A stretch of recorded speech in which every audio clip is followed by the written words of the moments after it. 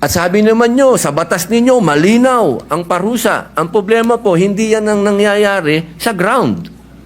Kaya kailangan po talaga nating revisahin. Kailangan po natin talagang pag-usapan. Kailangan po nating upuan. Kailangan natin itong pag-usapan ngayon na. Huwag nating i-delay. Ang hinihiling po natin, mag-hearing na.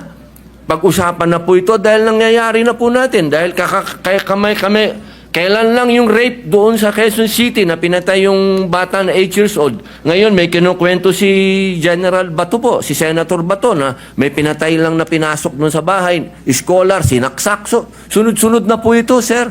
Yun lang po akin na sana ito pong sinabi po ninyo na tatanggapin nyo po lahat.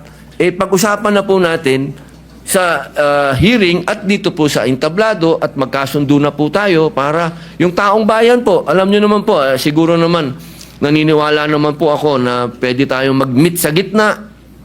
Pag-usapan natin to. Wala naman pong hindi nakukuha sa pag-uusap.